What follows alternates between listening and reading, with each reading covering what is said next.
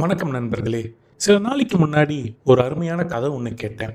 ஒரு பறவையும் ஒரு எறும்பும் பார்த்தீங்கன்னா ரொம்ப சூப்பரான ஃப்ரெண்ட்ஸாக இருந்திருக்குது.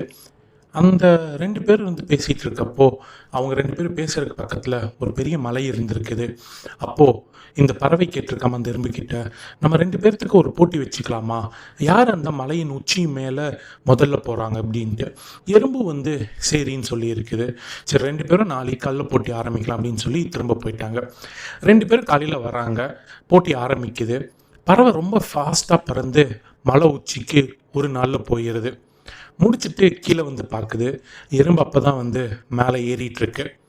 அப்போ பறவை சொல்லுது, நான் தான் ஜெயிச்சிட்டேன்ல, நீ விட்டுற, ஏன் பண்ணுற அப்படின்ட்டு. இல்லை பரவாயில்ல அப்படின்னு சொல்லுது. அப்புறம் பறவை போயிடுது. திரும்ப ஒரு 3 நாள் கழித்து அந்த பறவை பார்க்குது அந்த எறும்பை. அந்த எறும்பு அப்போ தான் மலை உச்சிக்கு போகுது. போனப்புறம் அந்த பறவைகிட்ட சொல்லுது, பாத்தியா நானும் ஜெயிச்சிட்டேன் அப்படின்ட்டு.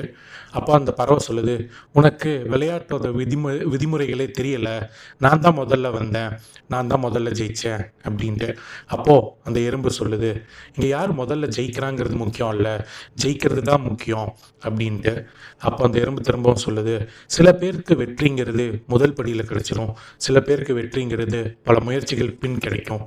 எனக்கு கொஞ்சம் முயற்சிகள் தேவைப்பட்டுச்சு, உனக்கு அது ரொம்ப ஈஸியாக இருந்துச்சு. ஆமாம், நம்ம வாழ்க்கையில் அதே மாதிரி தான் நண்பர்களே. சில நேரத்தில் நமக்கு வெற்றிகள் நம்ம முயற்சிகளுக்கு பலனாக வராது. ஆனால் முயற்சிகள் மட்டும்தான் நம்ம கையில் இருக்குது. திரும்ப திரும்ப முயற்சி செய்வோம், முயற்சிகளை கொடுப்போம். என்றாவது ஒரு நாள் வெற்றி என்ற கனி நம் கையில் வரும். அது வரைக்கும் முயற்சி செய்யுங்கள். நன்றி.